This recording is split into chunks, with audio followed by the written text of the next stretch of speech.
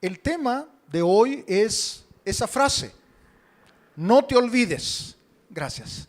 No te olvides.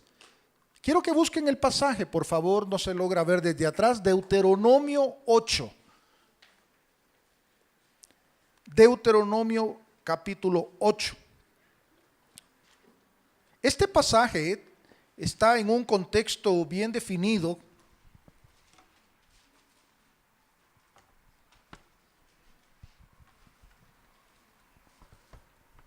Y quiero ponerles un poquito la base de qué está pasando, hermanos, antes de poder leer el pasaje.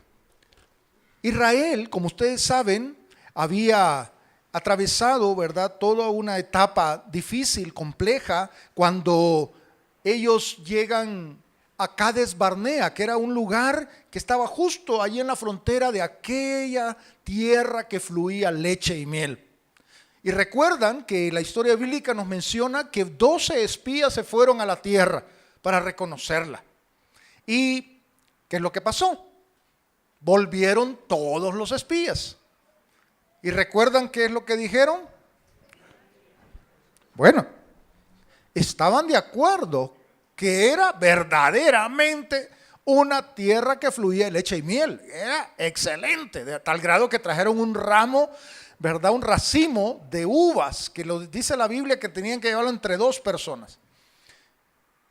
Pero de esos 12, 10 dijeron: vamos a Egipto de regreso. Imposible, allí es tierra de gigantes, somos como langostas ante ellos. Solamente 2, Josué y Caleb, dijeron lo contrario.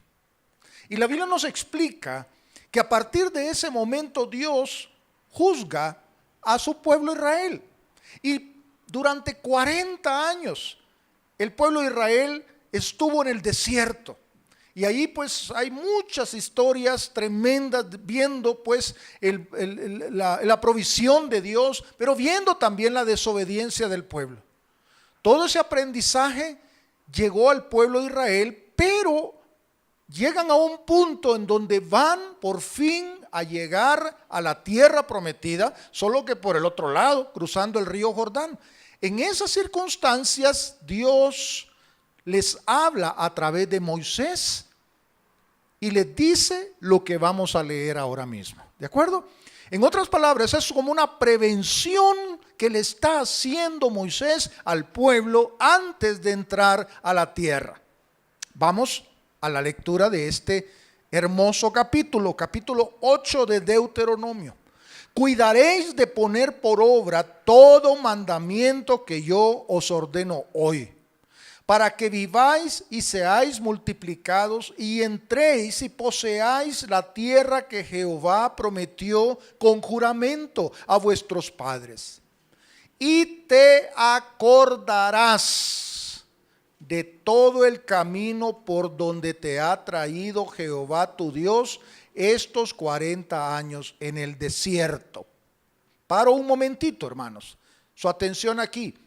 El título es: no te olvides, porque quiero llevarles a cuatro versículos donde esta frase se menciona, pero se pone de esta forma negativa, pero también de la manera positiva. Acuérdate de. Pero lo que el Señor está queriendo hacer es decirle a Israel: cuidado, no te vayas a olvidar, recuerda. ¿Estamos? Entonces, la primera vez ya la acabamos de leer, versículo 2, te acordarás de todo el camino donde te ha traído Jehová tu Dios estos 40 años en el desierto. ¿Para qué? Para afligirte, para probarte, para saber lo que había en tu corazón, si habías de guardar o no sus mandamientos. Y te afligió y te hizo tener hambre y te sustentó con maná, comida que no conocías tú ni tus padres la habían conocido, para hacerte saber que no solo de pan vivirá el hombre, mas de todo lo que sale de la boca de Jehová vivirá el hombre. Tu vestido nunca se envejeció sobre ti, ni el pie se te ha hinchado en estos 40 años. Reconoce a sí mismo en tu corazón que como castiga el hombre a su hijo, así Jehová tu Dios te castiga. Guardarás pues los mandamientos de Jehová tu Dios, andando en sus caminos y temiéndole. Porque Jehová tu Dios te introduce en la buena tierra, tierra de arroyos, de aguas, de fuentes y de manantiales que brotan en vegas y montes, tierra de trigo y cebada, de vides, higueras y granados, tierra de olivos, de aceite y de miel, tierra en la cual no comerás el pan con escasez, ni te faltará nada en ella. Tierra cuyas piedras son hierro y de cuyos montes sacarás cobre, y comerás y te saciarás y bendecirás a Jehová tu Dios por la buena tierra que te habrá dado. Cuídate de no olvidarte de Jehová tu Dios. Ahí está la segunda prevención. Para cumplir sus mandamientos, sus decretos y sus estatutos que yo te ordeno hoy. No suceda que comas y te sacies y edifiques buenas casas en que habites, y tus vacas y tus ovejas se aumenten, y la plata y el oro se te multipliquen, y todo lo que tuvieres se aumente, y se enorgullezca tu corazón y te olvides. De nuevo el verbo de Jehová tu Dios, que te sacó de tierra de Egipto, de casa de servidumbre, que te hizo caminar por un desierto grande y espantoso, lleno de serpientes ardientes y de escorpiones y de sed donde no había agua. Y Él te sacó agua de la roca del pedernal, que te sustentó con maná en el desierto, comida que tus padres no habían conocido, afligiéndote y probándote para a la postre hacerte bien. Y digas en tu corazón: mi poder y la fuerza de mi mano me han traído esta riqueza. Sino, acuérdate, ahí está, no te olvides. Acuérdate de Jehová tu Dios, porque Él te da el poder para hacer las riquezas, a fin de confirmar su pacto que juró a tus padres como en este día.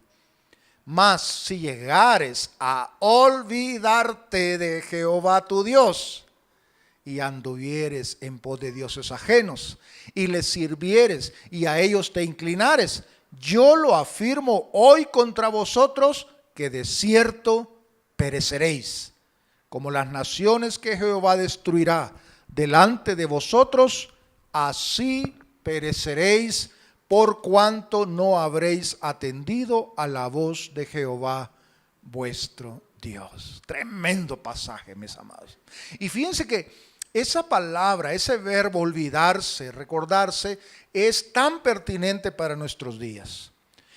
Israel entonces va a empezar una etapa tremenda de mucha bendición. Dios los está entonces a través de Moisés previniendo, y esa prevención nos llega a nosotros siglos después. Y queremos entonces analizar cada vez que aparece esta expresión. Vamos entonces a ir paso a paso. En primer lugar, queremos ver la frase: no te olvides del camino por donde te ha traído Jehová tu Dios. Esa es la primera mención de esta expresión. No te olvides, te acordarás, dice el versículo 2, te acordarás de todo el camino por donde te ha traído Jehová tu Dios. En otras palabras, Moisés le está diciendo al pueblo de Israel que cuidado con olvidarse de todo aquello que había acontecido en sus vidas. Israel no debía recordar solamente los acontecimientos, sino los propósitos por los cuales esa peregrinación duró 40 años, hermanos, en un desierto terrible, como acabamos de leer. Debían meditar constantemente para evitar que tuvieran que pasar por lo mismo otra vez.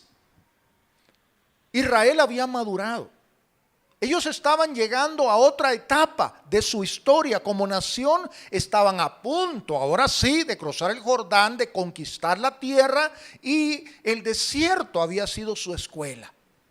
Y Dios les está diciendo, acuérdense de todo lo que ustedes han vivido. Y había varias finalidades en realidad para que Dios haya llevado al pueblo por el desierto. Lo primero que salta a la vista es que lo hizo el Señor para eliminar de ellos todo sentimiento de orgullo y autosuficiencia. Cuando ellos salen de Cades Barnea estaban llenos de arrogancia, de altivez. Y varias veces nuestro texto dice que Dios quiso afligirlos. Una traducción más cercana sería humillarlos. Ahora, paremos un momento. Muchas veces tenemos un concepto de que Dios es solo amor, es solo bondad, es solo misericordia, ¿verdad? Que Él nos acepta como somos en el sentido de que Él permite, ¿verdad?, nuestro pecado, permite de alguna manera y disculpa nuestra desobediencia. Pero hermanos, este pasaje es rico en darnos constancia de que Dios, aparte de ser en efecto ese Dios de amor, ese Dios de misericordia, ese Dios de perdón, ese Dios de una segunda oportunidad, Dios es también un Dios de justicia y un Dios que en su amor va a ejercitar cierta disciplina, que nos va a ayudar a nosotros. O sea, Él no va a hacer algo con una actitud obviamente de deleitarse en eso. Pero hermanos, no podemos sacar del esquema de los procesos de maduración de una persona o de una familia las situaciones complicadas y difíciles que nos toca enfrentar. Y es interesante lo que dice el versículo 2. Y te acordarás de todo el camino por donde te ha traído Jehová tu Dios estos 40 años en el desierto. ¿Para qué? Para afligirte, para probarte, para saber lo que había en tu corazón. Me encanta esa frase, hermanos. ¿Por qué? Porque Dios permite entonces que su pueblo vaya por un desierto, porque allí Dios pudo saber lo que había realmente en el corazón del pueblo de Israel. Y muchas veces nosotros en nuestra vida, mis amados, experimentamos situaciones duras y difíciles en las cuales probablemente Dios nos estaba probando, porque Dios quería saber lo que hay realmente dentro de nuestro corazón. Yo te quiero pedir algo. Yo quiero que pares en este momento y hagas un recordatorio de todo aquello que ha sucedido en tu vida desde el momento en que tú te convertiste a Jesucristo. En mi caso son 40 y pico de años ya. ¿Hay alguien más? ¿Queda más? Probablemente tú tienes pocos meses de convertido, algunos. Otros tendrán 5, 10, 15, 20 años. Pero quiero invitarte a que pienses qué es lo que tú has vivido en toda esta etapa de tu vida. Ahora, claro, lo que viene a mi mente es aquel cántico que creo que se conoce aquí en México. ¿Dónde estaría yo si no me hubieras rescatado? ¿Verdad? ¿Qué dice? Ayúdenme los músicos, yo soy malo para... ¿Dónde estaría yo? ¿O qué sería de mí? ¿Verdad? Y luego, ¿dónde estaría yo?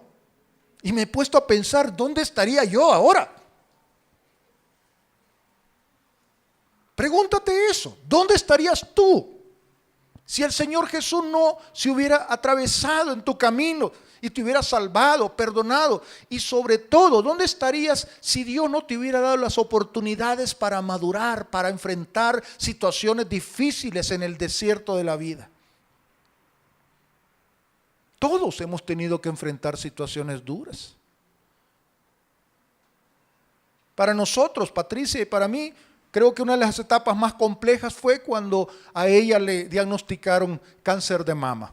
Y hace 5 años ella pasó por todo ese proceso. Algunos de ustedes quizá lo han vivido. Durísimo.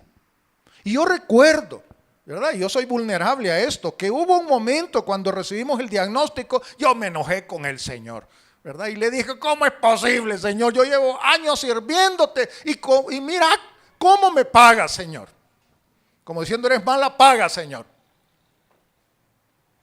Yo te he dado mi vida y ahora resulta que me mandas cáncer a mi esposa, a tu hija, a tu sierva.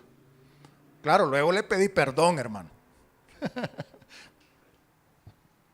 Pero fue un momento durísimo. Y hermanos, ustedes han vivido cosas iguales o peores quizá.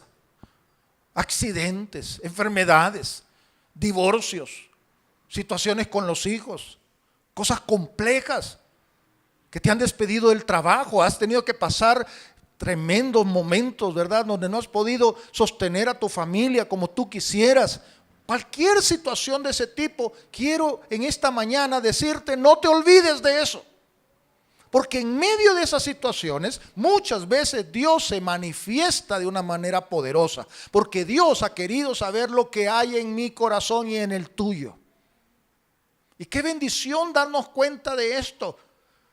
Pero dice también en el versículo 3, para hacerte saber.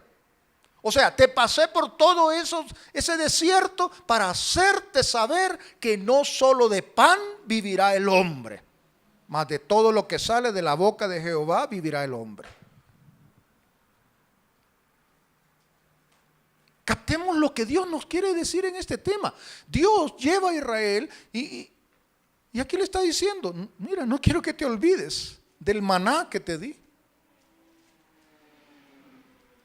Ahora imagínense, hermanos, comer maná 40 años. Como que te digan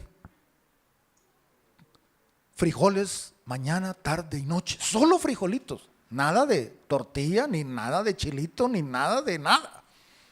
De vez en cuando unas codornices, ¿verdad? Y ahí prepararon un taco de codorniz, pero dice que comieron tanto que las sacaban por las narices, ¿verdad? Porque estaban, ¿verdad? Entonces, pero hermanos, yo me lo he planteado, tengo que ser honesto. Wow, comer 40 años la misma cosa esa, hermana. Pero fue parte del aprendizaje. Pero lo que Dios le está diciendo a su pueblo es, jamás te desamparé, siempre tuviste para comer. Y amados, cuando entonces nosotros nos damos cuenta que Dios ha tenido un propósito en todas esas cosas, no debemos jamás olvidar todos esos acontecimientos. Debemos recordar las obras de Dios para fortalecer nuestra fe, para animarnos, para seguir y servir fielmente a nuestro Señor. Porque muchos piensan que la vida consiste básicamente en satisfacer todas las expectativas que este sistema nos ofrece, hermanos. Nos han hecho creer que la felicidad está enfocada en las cosas que el mundo nos da, el sistema, ¿verdad? Que nos hacen creer que lo material nos va a hacer feliz. Nos hacen creer que la tecnología nos va a hacer feliz. Nos hacen creer, ¿verdad? Que muchas cosas, ¿verdad? La comida, esto, lo otro, eso nos da la felicidad. Sin embargo, cuando vemos el enfoque de esto, hermanos, vemos que Dios dice a su pueblo que Dios lo que quiere hacer es, en medio de las situaciones difíciles, en medio de aquellos momentos cuando se manifiesta nuestra insuficiencia y nuestras debilidades, es cuando Él está mostrándonos también su poder y su provisión. Y cuando vamos por el camino estrecho, hermanos, muchas veces la cosa no es fácil. Dice un pasaje que ustedes conocen seguramente, pero lo tengo aquí en una versión que me pareció muy interesante. No sé si todos lo van a lograr leer. La puerta que lleva a la perdición es ancha. El camino hacia allá es fácil de seguir. Mucha gente entra por esa puerta. ¿verdad? Y sabemos que es la inmensa mayoría. Pero la puerta que lleva a la vida es muy estrecha. El camino hacia allá es muy difícil de seguir. Por eso son pocos los que la encuentran. Entren por la puerta estrecha, pues ella nos lleva a la vida. Hermanos, cuando pasamos por experiencias duras, es cuando nos damos cuenta realmente quiénes somos y quién es nuestro Dios. Ni el sistema, ni nuestra carne, ni el mundo, ni Satanás pueden proveernos lo que Dios nos provee. Y Él está presente allí. Miren, hay un versículo que llama mucho la atención. Dice allí el versículo 4. Volvamos al pasaje donde estamos. Dice: tu vestido nunca se envejeció sobre ti, ni el pie se te ha hinchado en estos 40 años. ¡Wow! Interesante. Israel no tuvo necesidad de ir a buscar ropa, ¿verdad? Durante esos 40 años. No tuvo que ir al Walmart o a donde usted compre su ropa, ¿verdad? Allí esa ropa, dice, no se desgastó. Y dice, ¡qué tremendo! Ni tus pies se inflamaron. Dios estaba cuidando a su pueblo aún en medio de los momentos más difíciles. Y todos aquí podríamos dar testimonio que como Dios ha estado a nuestro lado cuando hemos estado en situaciones duras. Y hay veces que ha hecho milagros como este. Obviamente la mente lógica, ¿verdad? A lo mejor aquí hay algunos racionales que están diciendo, pastor, pero son 40 años. No, eso me parece imposible, ¿verdad? Que no se les haya desgastado, ¿verdad? La ropa. Bueno, ya nos gustaría que la ropa nos durara 40 años, obviamente. Pero hermanos amados, esto obviamente es un milagro de Dios y Él está diciéndonos, Israel, yo cuido de ti. Por lo tanto, cuando entres a la prosperidad y a la bendición, no te vayas a olvidar de todo lo que has vivido. Y ese es el punto que quiero dejar aquí en primer lugar con claridad. Y hermanos, la calidad de la vida de una persona se mide justamente no de una manera teórica, sino cuando esto cuando la vida se enfrenta a este tipo de realidades duras. Yo les compartía esta ilustración, les quiero compartir esta ilustración. Es como cuando tú vas a comprar una llanta para tu carro. Tú puedes ver allí, ¿verdad? En el supermercado o en la venta de repuestos, llantas de varias marcas, etcétera. Tú no puedes saber exactamente la calidad que tiene esa llanta. ¿Cuándo es que tú compruebas que la llanta es buena? ¿Sí? Tienes que ponerla y bueno, vas ahí a velocidad, ¿verdad? Y luego, bueno, en mi tierra las carreteras tienen muchos agujeros, ¿verdad? Aquí también, pero no tantos, hermano, no tantos. Estén contentos, ¿verdad? Cuando uno compara, ¿verdad? Claro, ustedes se comparan con los Estados Unidos, Cris. Nosotros nos comparamos con ustedes, ¿verdad? Y nosotros estamos peor, hermano. Pero bueno, imagínense ustedes ahí una lluvia ha llenado, ¿verdad? El agujero con agua, uno no lo ve y vas como a 100 por hora y de pronto, ¡boom!, ¿verdad? Se oye y uno piensa, ya esa llanta se echó a perder. Pero no, te paras y ves y está bien. ¡Wow! Es buena marca entonces. ¿Cómo se prueba? En la estantería puede decir que es buena, pero se prueba en las pruebas de la vida. ¿Me explico en la ilustración? Hermanos, el creyente no es porque, yo soy muy espiritual, no. Es cuando tú estás pasando por un desierto, cuando tu calidad espiritual se va a medir. Y lo bueno es cuando Dios te ayuda a aprender grandes lecciones y grandes principios y conocerte a ti y conocerle a Él. No te olvides de todo eso, mi hermano. No te olvides, porque no en vano Dios te ha permitido pasar por todo esto. Pero hay otra frase que nos muestra otro elemento dentro de este énfasis. La segunda frase que aparece ahí es: no te olvides de Jehová tu Dios. ¿Para qué? Para cumplir tus mandamientos, sus mandamientos.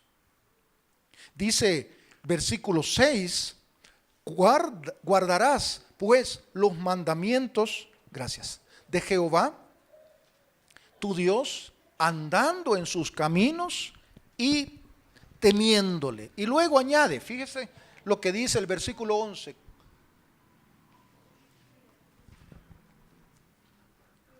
Perdón, hermanos, que estoy dando un sorbo de agua aquí. Cuídate, dice, de no olvidarte de Jehová tu Dios. ¿Para qué? Para cumplir sus mandamientos, sus decretos y sus estatutos que yo te ordeno hoy. Debemos guardar sus mandamientos, hermanos, andando en sus caminos y temiéndole. Y la obediencia a Dios no es solamente un asunto de entendimiento, sino de la voluntad y del corazón. Porque el corazón del hombre está propenso a seguir sus propios designios. Hay camino que parece derecho al hombre, pero su fin es camino de muerte, dice Proverbios.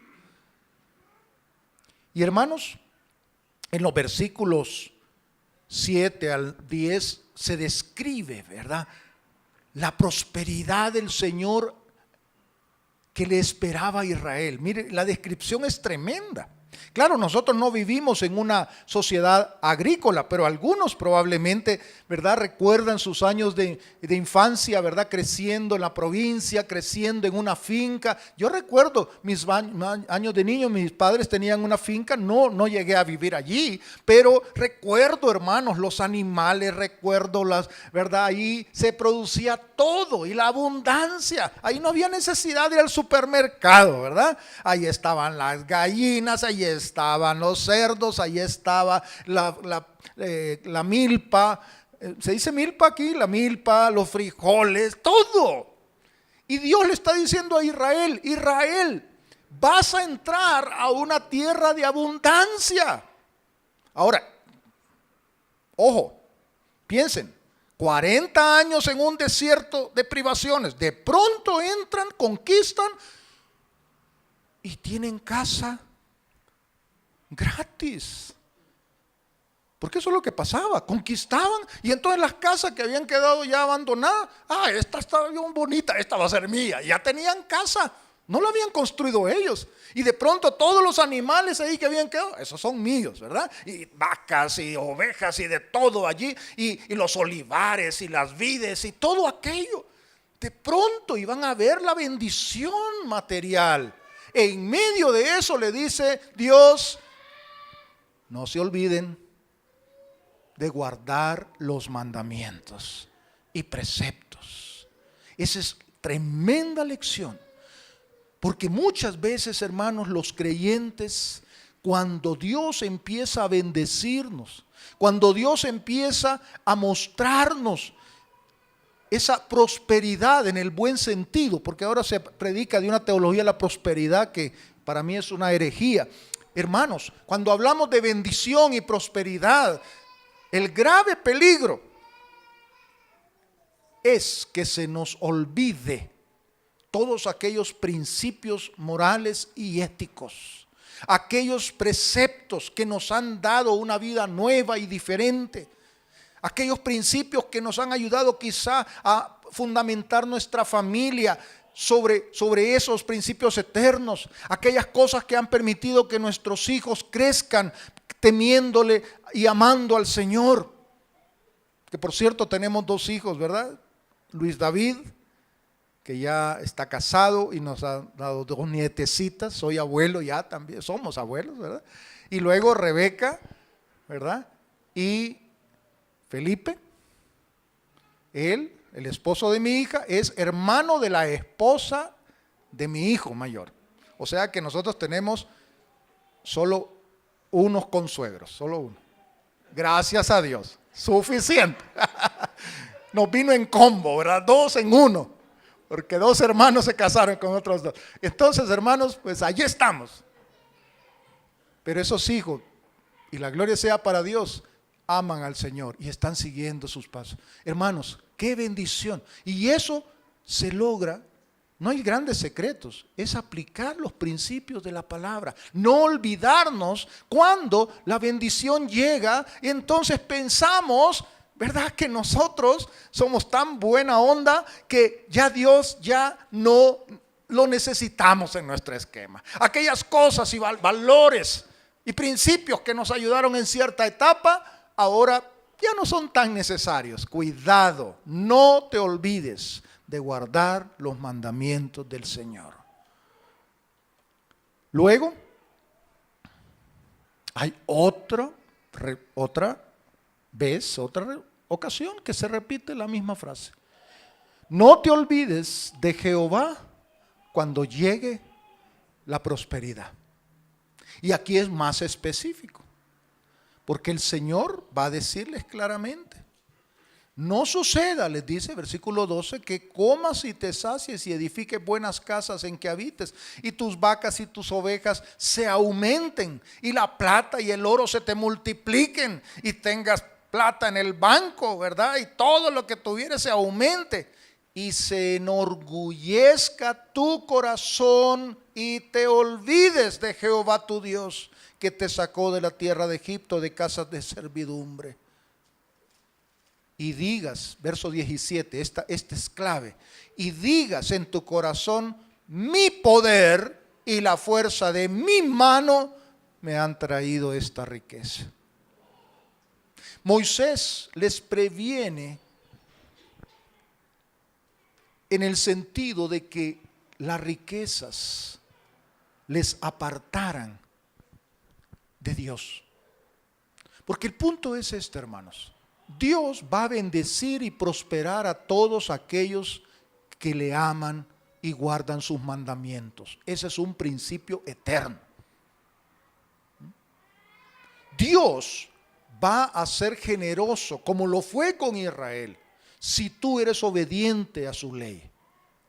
Pero el grave peligro del cual estamos hablando aquí es de que en un momento dado, en ese proceso de bendición, la prosperidad llegue y tú empieces a ver cambios en tu calidad de vida y empieces entonces progresivamente a desviarte y a decir: eso se debe a mi gran inteligencia. Es que, pastor, yo tengo una maestría en esto, un doctorado, por eso conseguí un buen empleo. Mire, yo trabajo duro, por eso tengo todo esto. La pregunta es: ¿quién te dio la salud? ¿Quién te proveyó para estudiar? ¿Quién te dio la vida? ¿Quién hizo posible que tú llegaras a donde estás ahora? ¿Quién te enseñó los valores y principios que la palabra de Dios te ha enseñado? Amado hermano, amada hermana, cuando empezamos a tener autosuficiencia, autocomplacencia, es una luz roja que nos está diciendo: te estás olvidando del Señor. Y cada uno de nosotros tenemos que ser autocríticos en esto. Cuando estamos en el desierto, hermanos, clamamos al Señor. Pero cuando ya la cosa va bien y hay abundancia, ¿qué sucede? ¿O qué suele suceder? Nos olvidamos. Recuerdo un caso en mis tiempos de misionero en España. En la iglesia había un joven muy dinámico, trabajador.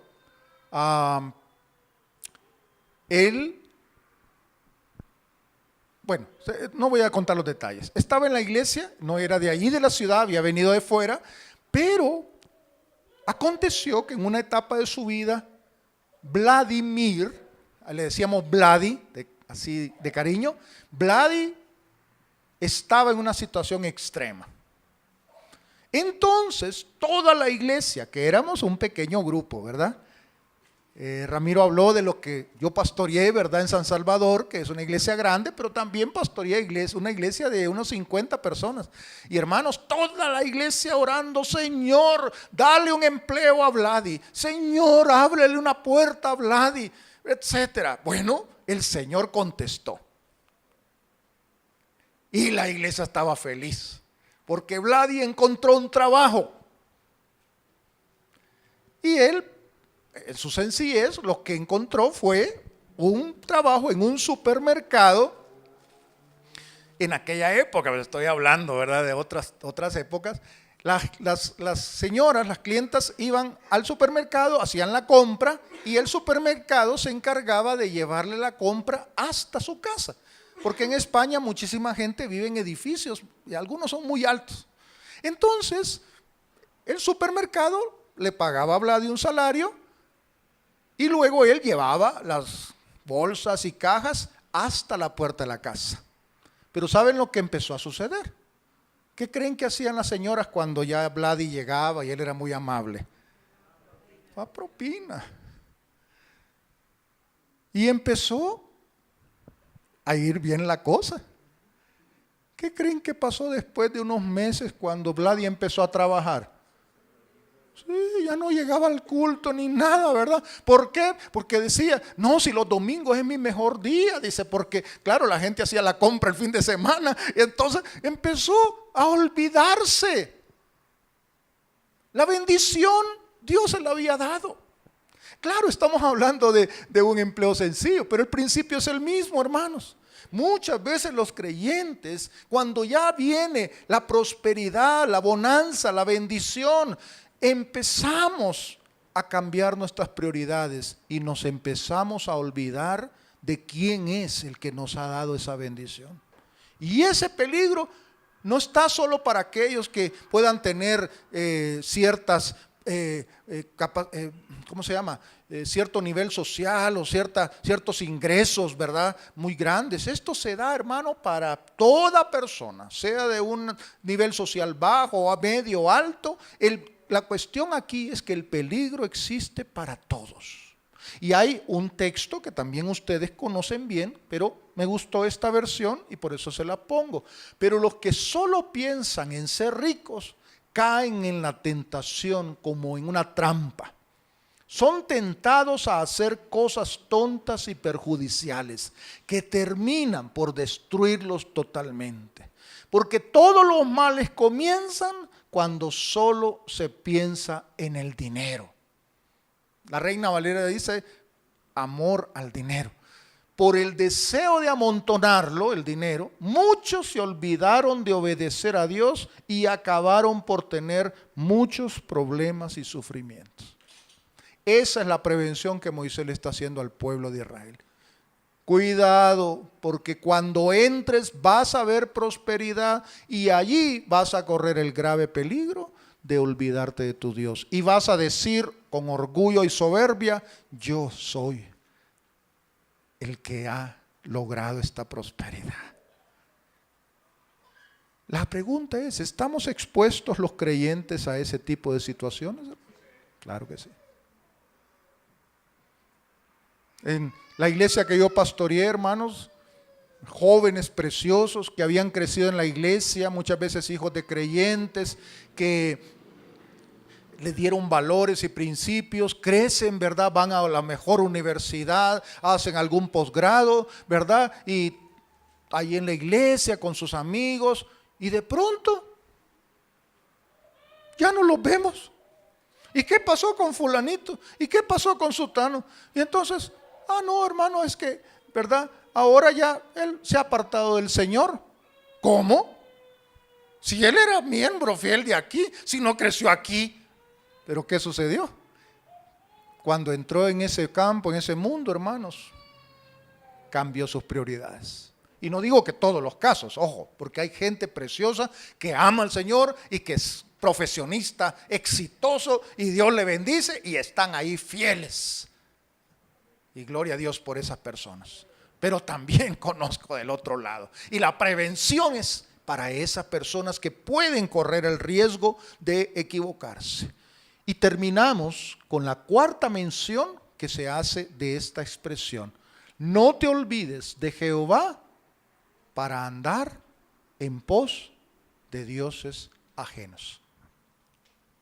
Y esta prevención la podemos ver en el versículo 19. Dice, mas si llegares a olvidarte de Jehová tu Dios y anduvieres en pos de dioses ajenos y les sirvieres y a ellos te inclinares, yo lo afirmo hoy contra vosotros que de cierto pereceréis. Ahora, el concepto de idolatría, hermanos, y quiero decir esto con muchísimo respeto, yo no les conozco a la mayoría, no sé cuál es su contexto, pero lo que voy a decir no lo digo con ánimo de ofender a nadie. Yo provengo de un contexto católico romano. Hasta los 15 años, ¿verdad? Yo era parte de la iglesia, mi mamá era guadalupana, ¿verdad? Ella me llevaba de indio también, allá en mi tierra, cuando era pequeñito, y yo crecí con toda esta cuestión. Y como la mayoría de ustedes, cuando se habla de idolatría, yo puedo pensar en eso. ¿De acuerdo? Y Dios nos ha permitido entender a la luz de la palabra, ¿verdad? Que eso no es algo que a Dios le agrada. Bien. Y por eso muchas veces como evangélicos pensamos, no, la idolatría no tiene que ver conmigo, porque eso es una cuestión del pasado. ¿Sabe el problema? Es que ahora tenemos nuevos ídolos. Son los ídolos modernos. ¿Alguien me puede mencionar alguno? ¿Verdad? Están traumatizados con el video ese, ¿verdad? Yo sentía culpable, Señor, perdóname, voy a ir a tirar ese celular o que salga, ¿verdad? No, ya el pastor explicó bien. Como todos, son los excesos, ¿verdad? Yo me acuerdo cuando la tecnología empezaba, ¿verdad? Porque yo crecí en el tiempo, hermanos, cuando no había televisión. Yo estoy viejito, ¿no? No parezco tan viejo como el pastor Ramiro, pero sí. No, estoy bromeando. Yo lo quiero mucho y le hago esa broma. Y Claudita también, ¿verdad? Ella la quiero mucho. Y crecimos en una etapa donde, no, pero el gran impacto de allá por los años 50 era el televisor. Blanco y negro, ojo. No sé cuántos vivieron esa época, pero en lugar de andar jugando ya los niños, ahí jugábamos de esos juegos infantiles, ¿verdad? En la calle, todo detrás de la caja tonta, como le llamaban Pontia.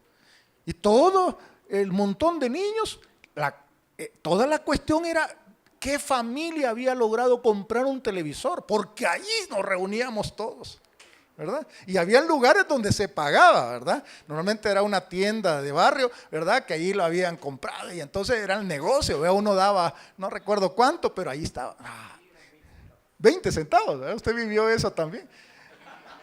Sí, ya se nota que lo vivió, ¿verdad? No, hermano. No, vivimos, yo lo disfruto, ¿verdad? Y me río de mí mismo de toda esa época. Pero luego llegó la televisora a colores, ¿verdad? Luego fue una gran revolución, hermano. Y también pasaba lo mismo. Ahora todas las pantallas que tenemos, ¿verdad? Se ha vuelto algo tremendo, pero puede convertirse en idolatría. Es que ese es el punto. Nada es malo en sí, ¿verdad? Es decir, el celular es un objeto,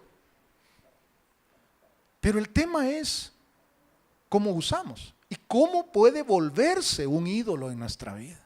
Hay personas que, ¿verdad? Su dispositivo móvil, cualquiera que sea una tablet, un iPad o su laptop, lo que sea, si se les pierde, hermanos, eso es una tragedia. ¿O no? ¿O a alguien no le han robado la laptop con todo Yo por eso el backup, cada vez que viajo, no voy a hacer un backup, porque ya me pasó que perdí un montón de información. Hermano, es una tragedia. Entonces, el problema es cómo estás tú usando la tecnología. Puede convertirse en un ídolo, sin duda alguna. Ahora dicen que las pantallas están en... O sea, yo le decía a Patricia el otro día, ¿cuántas pantallas tenemos en casa?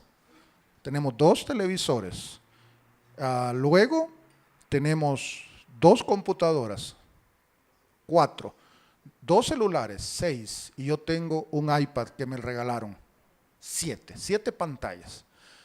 Entonces pasamos de una a otra, ¿verdad? Estamos aquí con el Face, luego vamos al televisor, ¿verdad? Luego ahora el Wi-Fi, ¿verdad? Y los viejitos aprendiendo, ¿verdad? Cuando me dijeron Wi-Fi, no, eso sí, no me dijeron Netflix. ¿Y eso qué es? Me pareció una marca de chicle nuevo, ¿verdad? Netflix. No, si es una... ¿Y qué creen que ha pasado?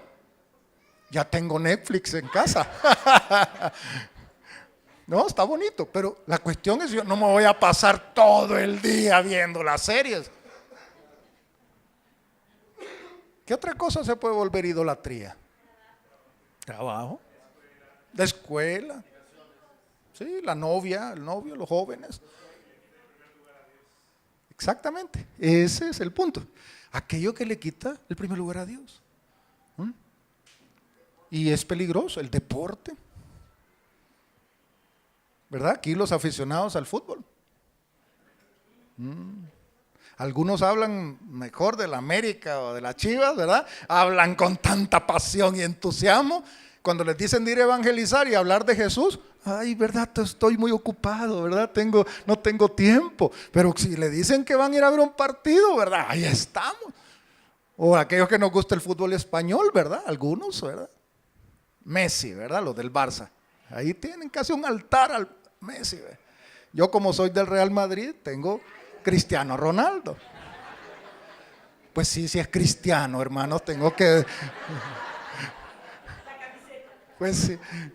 No. Obviamente, ¿verdad? La moralidad de esta gente no es muy buena. Pero el tema es, hermanos, que ahí está. La vida moderna nos lleva a mucha idolatría y muchas veces no lo percibimos. Pero ¿qué nos dice el Señor en este pasaje? No te olvides del Señor para andar en pos de dioses ajenos. Todo aquello que ocupa entonces el lugar más importante de nuestra vida puede convertirse en un ídolo. ¿Cuánto tiempo dedicamos a las cosas del Señor? Muchas veces nos ponemos excusas para decir no tengo tiempo, pero tenemos tiempo para un montón de estas cosas. ¿Cuánto tiempo para leer la Biblia? ¿Cuánto tiempo para usar el Face? O el WhatsApp ahora, ¿verdad? Que tiene sus ventajas, pero también nos hace poner mucho tiempo en estas cosas. O venir a la iglesia, o ir a otra cosa, ¿verdad? Etcétera. Ustedes podrían poner un montón de ilustraciones. Pero la clave, dice, es para cuidado con olvidarse del Señor. Entonces termino y concluyo, hermanos, diciéndoles, Dios está dispuesto a darnos una vida realizada, plena, hermosa, pero nosotros debemos de poner nuestra parte. Hay una palabra clave que no la he enfatizado. Cuídate de no olvidarte. Cuídate. Entonces hay una responsabilidad individual y de familia para cuidarnos de no caer en el olvido de las cosas fundamentales. Y esa es mi palabra de ánimo y exhortación. Que nos cuidemos de no caer en situaciones, hermanos, que nos alejen de Dios y que cambien las prioridades de nuestra vida. Que Dios nos ayude a todos, porque esto es un reto permanente para todos, para los jóvenes, para los de edad media y para los viejitos que tenemos más tiempo, la misma historia. Todos estamos expuestos. Así que, hermanos, que Dios les bendiga y les ayude. Yo quiero terminar con una oración y luego el pastor Ramiro pasa. Señor, gracias por darnos la enorme bendición de ser tus hijos, de poder entender los principios eternos de tu palabra y de poder, Señor, servirte, poder conocerte y poder recibir las múltiples bendiciones que tú nos das. Pero, Señor, estamos en una batalla espiritual permanente y sabemos que el sistema, nuestra carne, el enemigo, el diablo va a querer apartarnos, va a querer hacernos o hacer que nos olvidemos, Señor, de ti. Bendícenos, Señor, y ayúdanos a cuidarnos de que eso no pase, a evaluar, a ser autocríticos, a hacer ajustes y cambios en nuestra propia vida cristiana, Señor. Te alabamos por esta congregación, por su pastor, su familia, toda la iglesia, los líderes, Señor. Gracias te doy por ellos. Úsalos en gran manera y, Padre, permite que podamos juntos animarnos los unos a los otros para seguir adelante. Oramos en el bendito nombre de Jesús. Amén.